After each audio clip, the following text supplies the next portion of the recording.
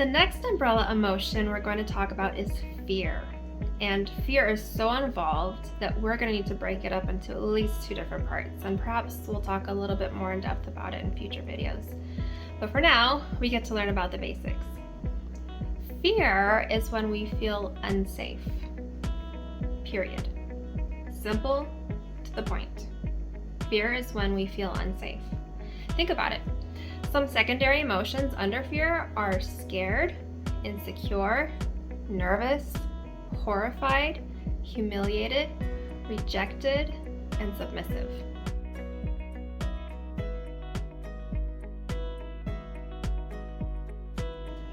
These all occur when we feel unsafe. Because fear happens when we're outside of our comfort zone, we can get curious and think about what it's trying to teach us. Just like anger, sometimes we're told that we're not allowed to feel fear, that it can't exist at the same time as other emotions like joy.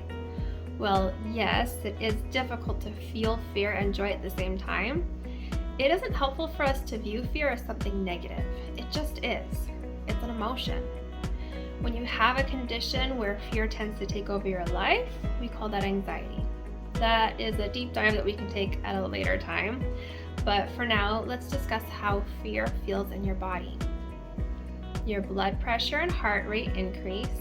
You breathe faster or feel like it's hard to breathe steadily. Your palms can get sweaty.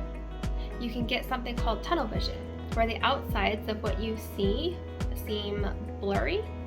And sometimes for me, it feels like I'm gonna faint. Maybe sometimes it feels like time is slowing down. Your mouth gets dry and your face gets hot. There is a small organ in your brain called the amygdala, which alerts your nervous system and stress hormones are released. When this happens, your body gets into a freeze, flight, or fight mode. You know when somebody jumps out at you at a haunted house, people will either freeze up, run away from the situation, or they'll react strongly and throw a punch. This is because people react differently when they are afraid. Your reasoning and judgment aren't working as well. And sometimes fear can bring excitement, like when some people go on roller coasters.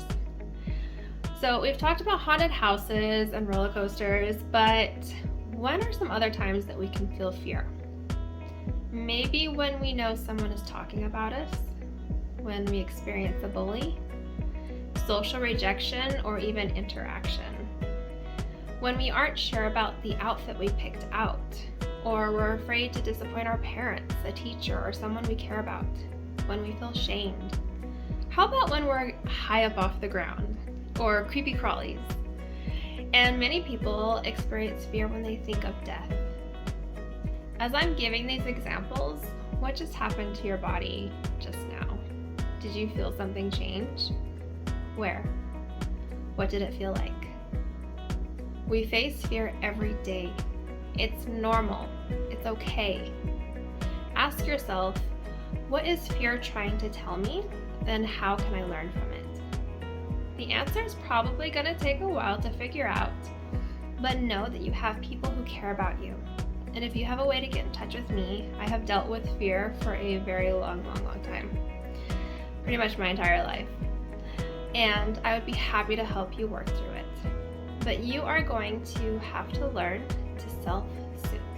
We'll talk later about how people cope, but for now, if you practice meditation every day, it will become so natural to you that when you feel fear, you know how to calm yourself down. I know. At first, I hated meditation. I thought it was stupid. It wasn't going to work for me. But now I see the value in learning to bring your thoughts to the present moment, focus on your breathing, and process. That's it for fear for now. I'll see you again soon on Chia Chat.